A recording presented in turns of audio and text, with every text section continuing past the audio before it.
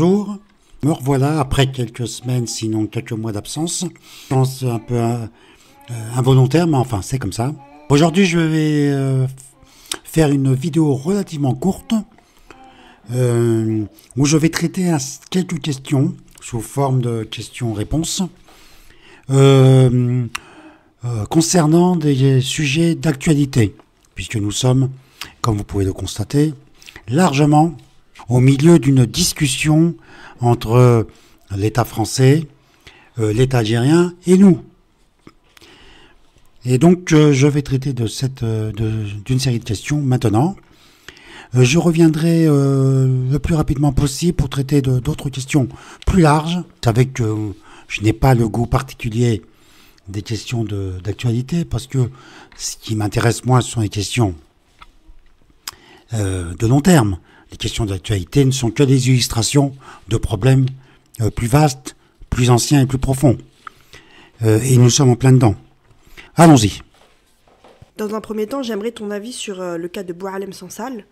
Pourquoi on a une extrême droite qui affiche autant de solidarité avec ce monsieur depuis plusieurs semaines? Boualem Sansal, c'est un cas très intéressant. Parce que ce soit les autorités françaises ou que ce soit les quelques Algériens qui interviennent, comme Karim Zeribi et quelques autres qui interviennent, il fait bien de le faire, hein, bien sûr. On félicite. Bon, même si c'est tard, hein, je veux dire, ces gens se... Il a bien mangé pendant 30 ans. Voilà, ils découvrent les problèmes aujourd'hui. Alors que c'est central, il suffit d'écouter ma chaîne pour voir que je parle de ça depuis le début. C'est une obsession fondamentale en France. Bon, mais j'expliquerai ensuite pourquoi. Ouais, je dis qu'il y a un fonds néo-AS en France. Voilà. Et qu'on va voir remonter. Dans tous les cas, les problèmes ne sont pas devant, ils ne sont pas actuels. Pardon, ils ne sont pas derrière, ils ne sont pas actuels, ils sont devant. Bon, mais j'en viens à Boualem Sansal. Contrairement à ce qu'on raconte, ce que tout le monde répète, Boualem Sansal n'est pas un opposant au régime algérien. Ce n'est pas vrai. Boualem Sansal est le produit du régime algérien. Eh oui, c'est un haut fonctionnaire de l'État. C'est un haut fonctionnaire de l'État algérien.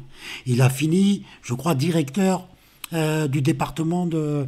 comment on appelle ça déjà, de l'industrie au ministère de l'économie, si je me souviens bien. C'est un haut fonctionnaire. Ces postes-là, on ne les donne pas comme ça. Dans aucun pays du monde, et encore moins en Algérie. Ce sont des gens qui ont été sélectionnés par le régime, par les services. Ce type-là était un homme du régime. Voilà, c'est ça la vérité. Et d'ailleurs, il a fait à peu près ce qu'il voulait jusqu'à très récemment, jusqu'à son arrestation. Il allait en France, il allait en Algérie, se baladait. Ça faisait déjà un bout de temps qu'il racontait de la merde, qu'il écrivait de la merde, qui tenait des propos anti-algériens en France en travaillant avec les excréments de l'extrême droite. Ça fait longtemps qu'il fait ça. Bon. Et s'il a été arrêté en Algérie, ce n'est pas à cause de ça, c'est même pas à cause de son sionisme ouvert, avéré, c'est parce qu'il a remis en cause l'idée, le concept d'intégrité nationale, du territoire national, en affirmant que la moitié de l'Algérie, quasiment, toute la partie ouest, au moins jusqu'à Chlef, carrément, appartenait au Maroc. Bon, on ne sait pas dans quel livre d'histoire il a vu ça, bon, on s'en fout, hein, de toute façon, ce que dit Boualem Sansal, c'est de la merde de A à Z. Mais c'est pour ça qu'il a été arrêté. C'est parce qu'il y a une loi qui a été faite assez récemment, si je me souviens bien, et qui en fait avait d'abord comme cible le MAC, hein, enfin Hatmani, l'histoire de la Kabylie. C'était ça au départ. Mais voilà, Boualem Sansal a élargi le spectre de la contestation, du séparatisme. Alors lui, c'est même pas du séparatisme, c'est carrément, il veut l'annexion de la moitié de l'Algérie. Il atteint des sommets. Mais donc, c'est pour cette raison qu'il a été arrêté. Et maintenant, l'État algérien l'a inculpé, l'a mis en examen. Je crois qu'on dit inculpé en droit algérien. Pour intelligence avec une puissance étrangère, c'est-à-dire avec la France en réalité. Bon, il faut savoir qu'il était ami de l'ancien ambassadeur d'Algérie, de France en Algérie, Xavier Driancourt, qui est un anti-algérien forcené. Il était également, comment dit-on, l'ami de Bruno Retailleau, le ministre actuel de l'Intérieur, qui est un néo-AS, mais alors puissance 10, et quelques autres encore du même genre. Bon. Et donc, ce type a été arrêté pour intelligence avec une puissance étrangère, c'est-à-dire la France. Bon. Mais qui peut être la cible d'une puissance étrangère, des services de renseignement étrangers? Quoi, un vendeur de cacahuètes de Babelouette? Un coiffeur de Tizi Ouzou? Mais bien sûr que non. Sont la cible des services, dans tous les pays du monde, des gens qui sont susceptibles de donner des informations. C'est-à-dire qui participent au fonctionnement de l'appareil d'État. C'était le cas de Boualem Sansal. Donc Boualem Sansal n'a jamais été un homme extérieur au régime algérien. C'est un homme produit par le régime algérien. Alors certains pourraient me dire, oui, mais alors c'est bizarre, pourquoi il a été dans le régime algérien? Mais il y en a plein comme ça. Vous prenez l'ancien ministre Boucharab, dont l'Algérie demande l'extradition. C'est un ancien ministre, je ne sais plus de quoi il était. Ancien ministre qui vit en France. La justice, ce qu'ils appellent la justice, parce que quand c'est en Algérie, il n'y a pas de justice, c'est aux ordres, et quand c'est en France, bien sûr, c'est pas aux ordres. Hein, ce Boucharab, il y a des photos de lui sur Internet avec président Macron. Bon, ce type-là, il a volé. En plus, son dossier à lui, au moins, il est clair, il est complet. Les Algériens ont fourni toutes les preuves. La justice a dit non. Non, on ne l'extrade pas. Alors, des Algériens avaient prêts de se débarrasser de tous les Algériens du monde, sauf de ce Boucharab, par exemple. Bon, mais ce type-là, qui est manifestement un agent français, il était dans le pouvoir algérien. Ça veut dire que le pouvoir algérien c'est pas une espèce de chose comme ça, sublime, sans défaut, etc. Pas du tout. Au sein du régime, il y a toujours eu des gens qui étaient anti-algériens, qui étaient des traîtres. D'ailleurs, en France, le régime français est quasiment constitué que de traîtres aux intérêts français. C'est une évidence. Entre tous ils sont tous sionistes, quasiment à 90%, et tous pro-américains. Le fait que ce soit Trump maintenant, vous savez, ça ne changera pas grand-chose. Bon, ils sont comme ça. Mais vous trouvez des tas de combien de gens ont été arrêtés par Poutine qui trahissaient. En Ukraine, des gens ont été arrêtés parce qu'ils étaient pro-russes ou je sais pas quoi. Pareil. En Israël, ils avaient arrêté des agents qui travaillaient pour les services iraniens. Et inversement, en Iran, ils avaient arrêté des gens pro-israéliens. Voilà. Tout ça, c'est banal, ceux qui veulent s'intéresser à ces questions politiques, etc. Il faut quand même qu'ils se réveillent un peu, quoi. Donc, je résume et je conclue. Boualem Sansal n'est pas du tout un opposant du régime algérien. C'est un produit malheureusement, c'est malheureux, mais c'est comme ça. C'est un produit de l'État algérien. C'est un traître. C'est de facto le cas. Je ne sais pas, je ne me prononce pas sur l'histoire de quelles informations il a pu donner aux services français ou israéliens. Je ne sais pas. Je ne sais même pas si c'est vrai. Mais en tout cas, il est accusé de ça. En revanche, ce qu'il a fait publiquement, c'est-à-dire s'allier avec l'extrême droite, s'allier avec les sionistes, avec l'extrême droite en France contre la communauté algérienne, s'allier avec les sionistes dans le génocide à Gaza, c'est suffisant pour considérer que c'est une merde. Voilà. Voilà ce que je pouvais dire de ce Boualem Sansal. J'aimerais bien avoir ton opinion sur les propos de Jean-Michel Apathy au sujet des massacres perpétrés en Algérie par la France, puisqu'il a déclaré que la France avait commis de nombreux Oradour-sur-Glane durant la guerre d'Algérie. Du coup, il a fait un parallèle entre ces événements tragiques et le massacre d'Oradour-sur-Glane commis pendant la Seconde Guerre mondiale. T'en penses quoi de cette comparaison et de la manière dont tout le monde a réagi, dont ça a été perçu par l'opinion publique? Alors, s'agissant de Jean-Michel Apathy, bon, le type, c'est un journaliste du système. Hein. C'est un homme du système. C'est pareil, hein, je veux dire, ce genre de gars ne peuvent pas avoir les fonctions qu'ils ont eues si c'était des opposants. Il faut être sérieux. Je ne vais pas dire exactement comme disait Soral, à juste titre, un chômeur qui travaille, un journaliste honnête est un chômeur, un journaliste qui travaille est une pute.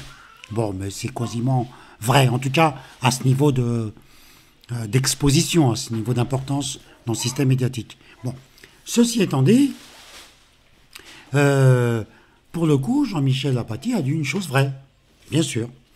Il est évident que la conquête de l'Algérie, l'occupation de l'Algérie, puis la libération de l'Algérie, ça a été un très très long calvaire pour le peuple algérien.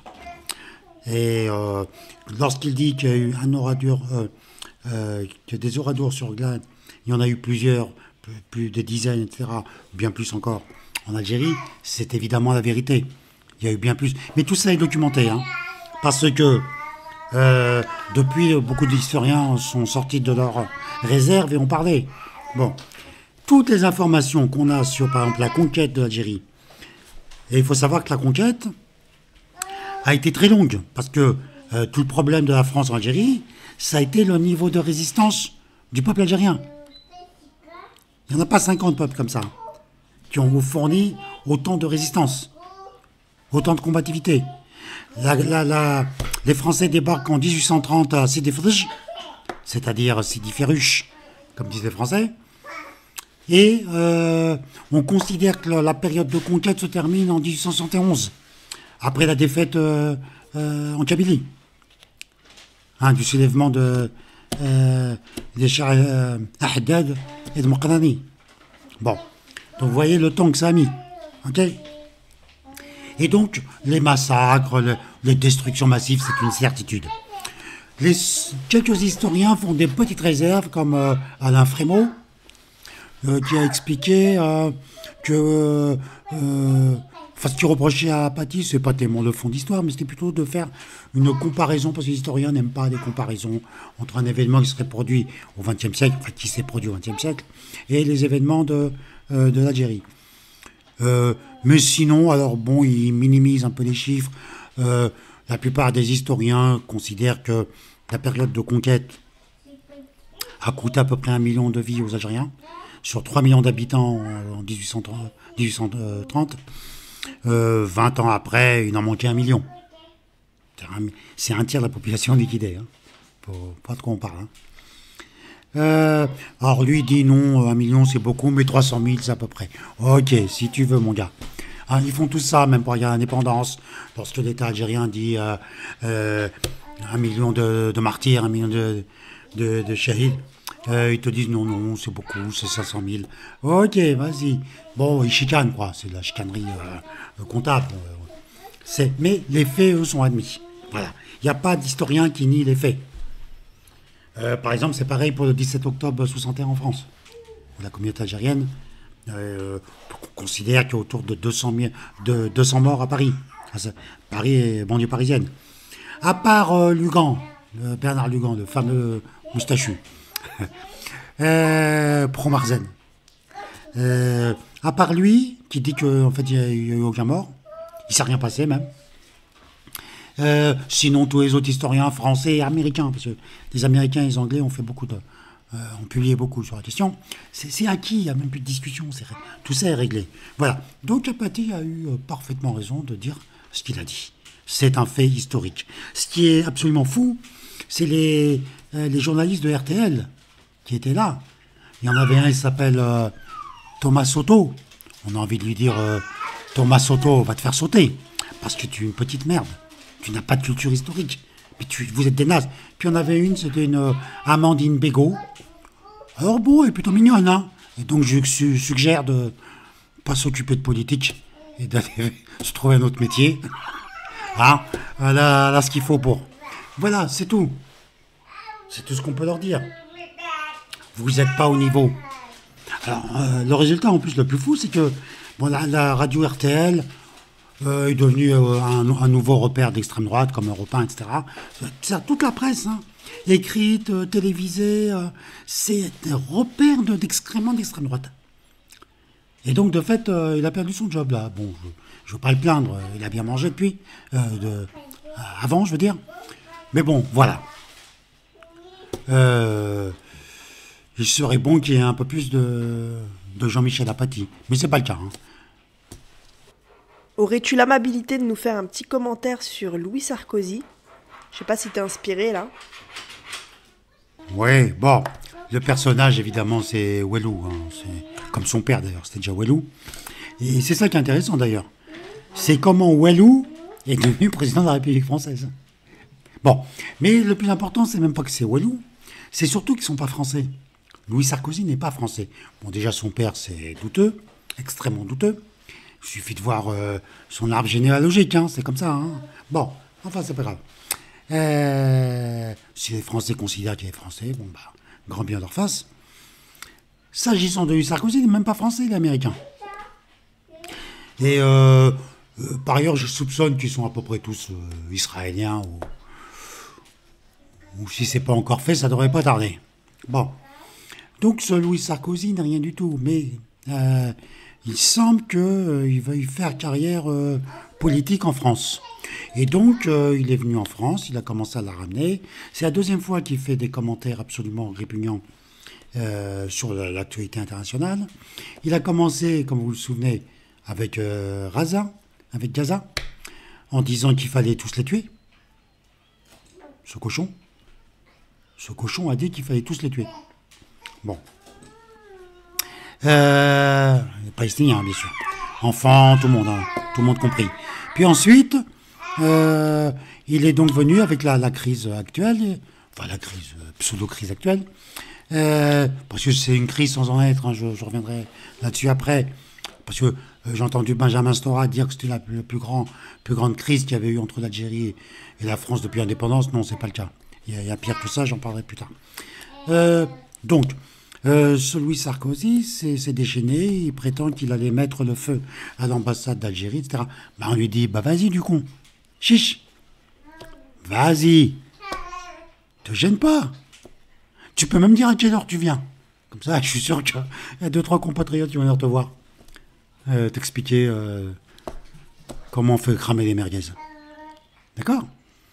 Non, ce type n'est pas français, c'est un incompétent, mais bon, il a au moins compris un truc, comme tout droitard, sioniste droitard qui se respecte, c'est qu'il faut encore une fois attaquer l'Algérie. L'Algérie, c'est le fond. C'est le fonds de commerce des droitards. C'est leur seul moyen de... vous savez, il y a des gens, ils ont un boulot, on dit c'est leur moyen d'existence. Hein, c'est leur moyen de vivre. Et bien eux, leur moyen de vivre politiquement, si on peut appeler encore ça de la politique, c'est la haine anti-algérienne. C'est tout, il n'y a rien d'autre. J'expliquerai pourquoi c'est comme ça. Voilà, donc ce personnage est insignifiant comme son père. Je ne sais plus qui a fait cette blague à juste tête qui disait il va finir comme son père avec un bracelet électronique. Oui, c'est tout ce qu'il mérite. Hein. Maintenant, voyons jusqu'où va aller la dégringolade française et voir s'il ne va pas se faire élire à un poste quelconque. Voilà, ça sera un indice supplémentaire de l'effondrement total de ce pays et que ça ne sert à rien de parler de nous. Hein. Regardez plutôt ce que vous faites, vous. Hein. Le genre de débile que vous élisez. Alors, est-ce que tu penses qu'on est vraiment face à la plus grave crise entre la France et l'Algérie, comme l'a dit, me semble-t-il, Benjamin Stora ? Est-ce que c'est la plus grave crise ? Non. Entre l'Algérie et la France depuis l'indépendance d'Algérie ? La réponse est non. Il y a eu évidemment en fait, il y en a eu plusieurs, mais là celle qu'on peut considérer comme la plus grave date de 1973. Hein. 1973, ça a été, à l'été 73, ça a été une série d'attentats et de crimes anti-algériens qui ont eu lieu à Marseille. Et également un attentat contre le consulat d'Algérie à Marseille. Si je me souviens bien, mais vous pouvez aller vérifier le détail. Je pense que ça a dû faire une trentaine de morts en tout sur quelques semaines. De morts algériens. Alors, une partie faite par des flics, d'autres par des soi-disant individus en colère ou je ne sais pas quoi. Et les attentats, eux, ont été revendiqués notamment contre le consulat d'Algérie à Marseille par le fameux groupe Charles Martel qui avait sévi avant, dans les années 60, en France, contre les Algériens, et qui a sévi aussi, si je me souviens bien, jusqu'aux années 80, jusqu'à la fin des années 80 à peu près. Il y avait le groupe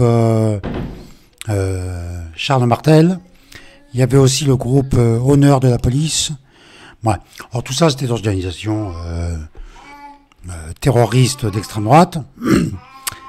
Ouais, évidemment, les plus jeunes ne peuvent pas savoir tout ça, puis c'est pas non plus la grande presse qui va vous l'expliquer. Hein. Faut pas rêver. La violence, évidemment, c'est les Algériens. C'est pas les Algériens qui ont subi la violence. Non, c'est eux qui la commettent. Par ailleurs, s'agissant des groupes Charles Martel et des groupes Honneur de la police et quelques autres, beaucoup ont dit à l'époque que c'était en fait des faunées de services français. Voilà. Bon, il y a beaucoup de raisons pour penser que c'était bien ça.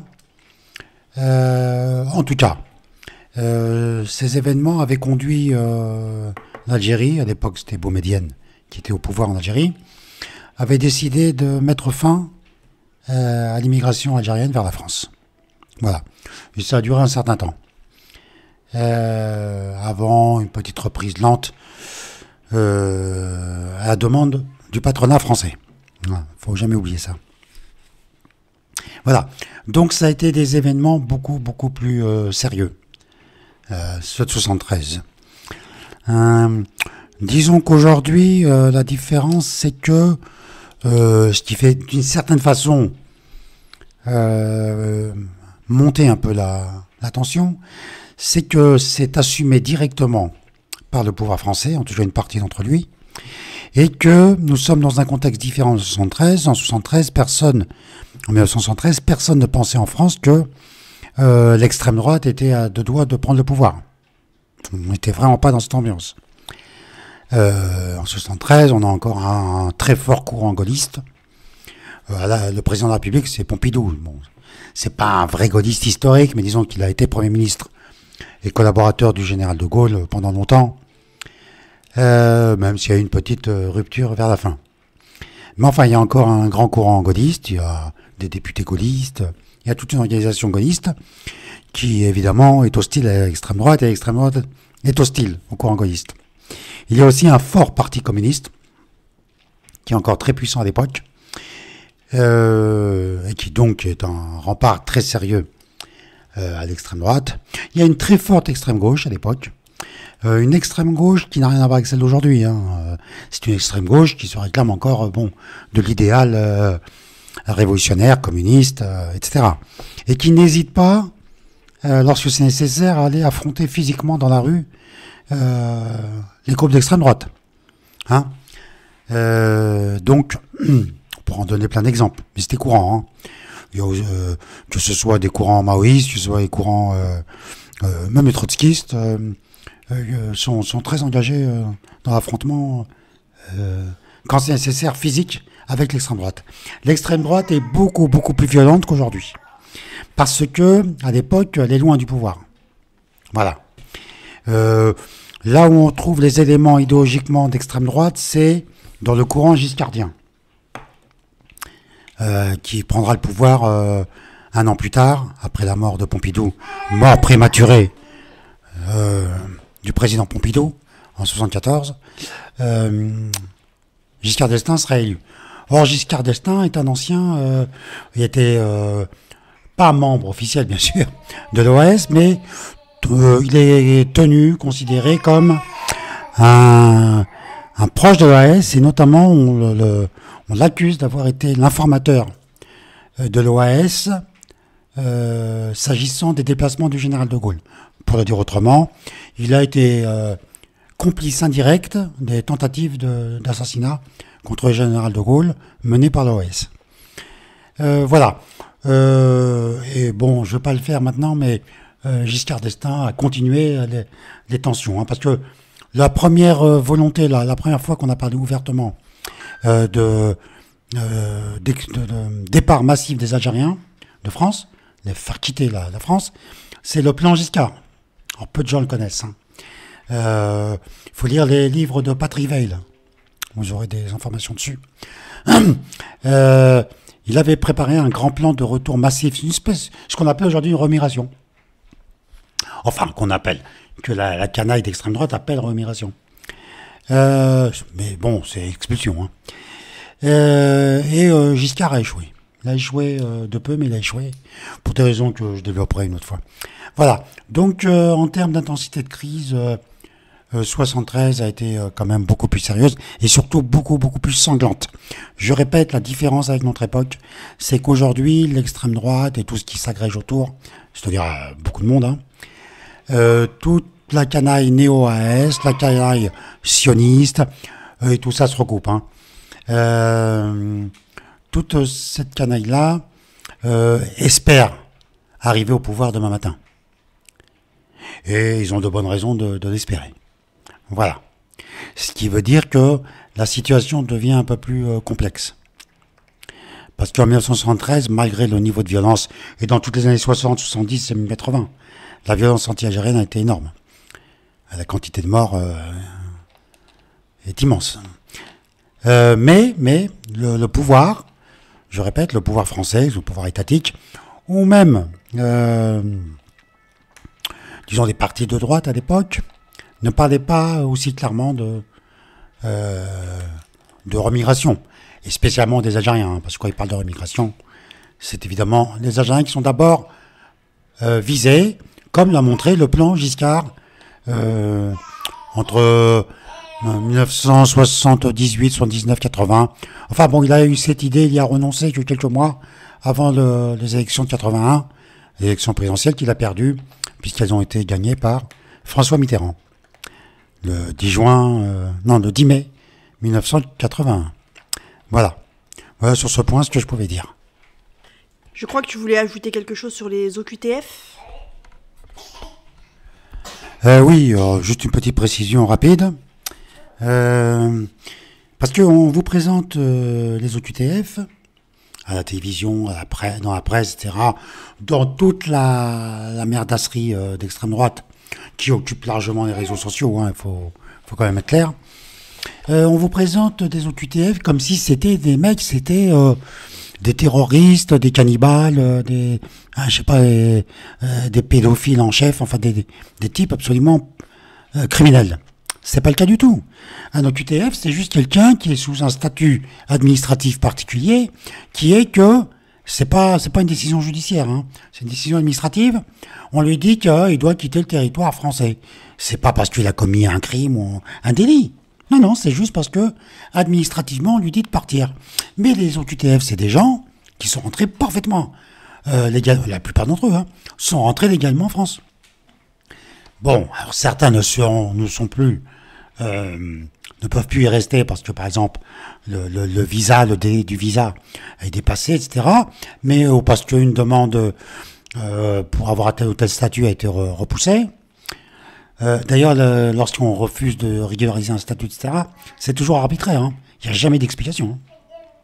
L'administration a le droit de répondre négativement sans donner d'explication. Voilà, c'est un privilège énorme. Bon, lorsqu'on dit oui, c'est état de droit partout, les juges imposent leur dictature, tout ça, non, pas du tout. L'administration fait largement ce qu'elle veut. Bon, donc je répète, ce ne sont pas nécessairement, dans l'immense majorité, ce ne sont pas des criminels. C'est un peu comme à l'époque, on nous parlait toute la journée des fichiers S. Les fichiers S, à les écouter, c'était tous, encore une fois, des criminels de masse, tous des mecs qui avaient fait des génocides ou qui allaient le faire demain matin. C'était encore un mensonge. On mettait fichier S n'importe qui, c'était un arbitraire administratif. Voilà. Des gens pouvaient être fichés S juste parce qu'il avait connu une affiche et que cette affiche avait été considérée comme un criminel ou crypto-terroriste ou je ne sais quoi. C'est du pur arbitraire encore. D'accord ? De toute façon, les délinquants, ils ne peuvent pas, même criminels, ils ne peuvent pas les expulser comme ça, ils doivent être d'abord jugés en France. Et en général, ils sont condamnés à une peine, ils doivent effectuer leur peine, puis ensuite, ils ont une décision de justice qui ordonne leur expulsion du territoire français. Voilà, c'est le statut des criminels et des délinquants. La plupart des OQTF, je répète, ne sont ni des criminels, mais quand je dis la plupart, c'est l'écrasante majorité. De la même façon que l'écrasante majorité des fichiers S n'étaient pas du tout des terroristes ou je sais pas quoi, des criminels, des types venus en mission secrète envoyés par Daesh pour semer le désordre. C'est pas grave, c'est pas vrai.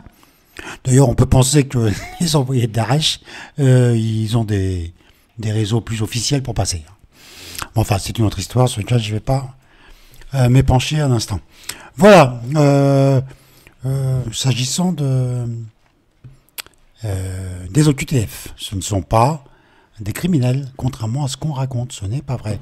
Ce sont juste des gens qui ont été déboutés arbitrairement d'un statut. Si demain, Retailleau, toute sa bande, demain, gouvernement d'extrême droite, prend le pouvoir, ils peuvent décréter que tous ceux qui ont des parents ou des grands-parents algériens, ils commencent par les Algériens parce que c'est leur obsession, ça je crois que tout le monde a compris maintenant,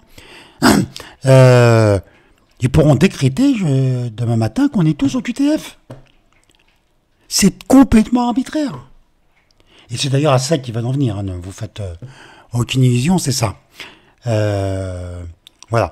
Juste un petit détail s'agissant du retour justement des OQTF, tout ça, vers leur pays d'origine. L'Algérie n'est pas du tout le seul pays concerné. Et c'est même pas celui qui pratique le plus de refus. C'est pas vrai. Il y a beaucoup d'autres pays qui le font. D'accord ?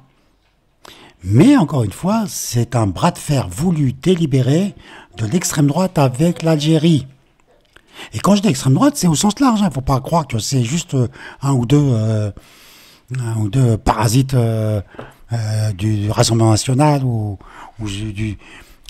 des hémoristes qui, par ailleurs, je répète, ne sont pas français. Donc on se demande bien pourquoi ils donnent leur avis.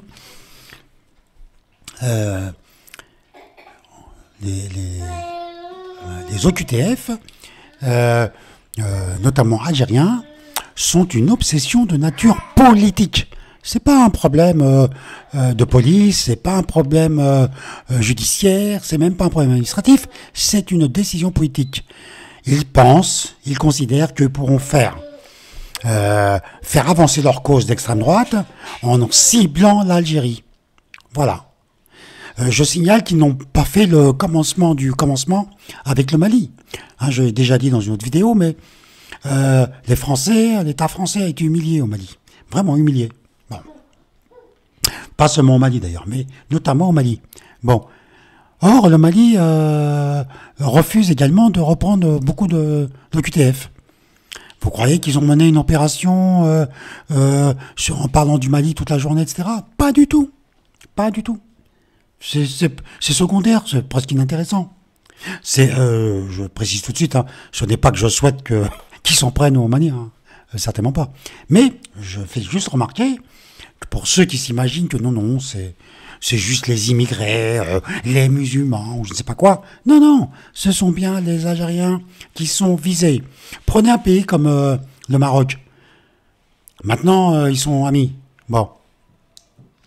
Mais avant comment il s'appelle, Macron décide de donner raison à toutes les revendications du Makhzen marocain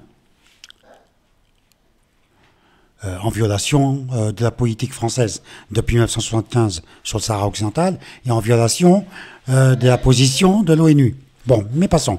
C'est-à-dire non-respect du droit international, non-respect du droit national, respect de rien du tout, hein. Bon, mais il donne quand même des leçons. Mais je disais que le Maroc faisait comme l'Algérie, et même un peu pire même que l'Algérie en réalité. Bon. Il a fallu qu'ils se mettent à genoux devant le Makhzen pour que le Makhzen commence à devenir un peu plus gentil avec eux. Et encore, hein, je ne pense pas qu'ils reprennent tous les QTF, etc. Bon, ça sera vérifié. Voilà. Donc, il faut bien comprendre que c'est un affrontement de nature politique. Et qui ira, je répète, il ira beaucoup plus loin. Je ne vais pas tout aborder ici maintenant, mais ça ira plus loin. Ce n'est pas derrière nous, c'est devant nous. Donc, j'ai traité quelques questions. Chacune d'entre elles mériterait d'être approfondie. Et par ailleurs, il conviendrait d'en traiter beaucoup d'autres. Mais enfin, comme on ne peut pas tout faire, on fait ce qui est possible de faire rapidement. Je voulais juste apporter une petite précision sur Boualem Sansal, dont j'ai parlé tout à l'heure. J'ai dit qu'il avait terminé directeur du département industrie au ministère de l'économie, je crois avoir dit ça. Eh bien, non. En fait, il était bien haut fonctionnaire, et tout ça est exact, hein, ça change rien. À ce que j'ai dit, hein, tout ça est exact. Mais, en fait, il semble, d'après ce que dit sa fiche Wikipédia, il semble qu'il ait été renvoyé du ministère de l'économie à cause pas pour des raisons politiques, je répète, c'est un homme du régime. Il a été sélectionné par le régime. Mais il a été viré pour absentéisme tout à fait exagéré. Il n'était jamais là, quoi. Donc ils en ont eu marre et ils ont fini par le virer. Voilà. Sinon, pour tout le reste, je maintiens exactement tout ce que j'ai dit. Sur le fond, il n'y a rien à ajouter. Et j'ajoute, je vous prie instamment de liker, de vous abonner et de partager autant que faire se peut, autant que possible, le contenu de cette chaîne, parce que, comme vous pouvez le voir, on est extrêmement avec une audience extrêmement réduite. Alors même que je crois que ce que je raconte ici n'est pas dit ailleurs et que ça a son importance de le faire connaître. Naturellement, on peut discuter, critiquer, amender autant qu'on voudra et on a raison de le faire. Mais il y a quand même un peu de substance que vous ne trouverez pas ailleurs. Voilà. Donc, je réitère mon appel à liker, abonnez-vous et partagez autant que faire se peut. Merci beaucoup. Voilà. Donc, je vous remercie et je vous dis donc à la prochaine, j'espère cette fois-ci plus rapidement. Merci beaucoup.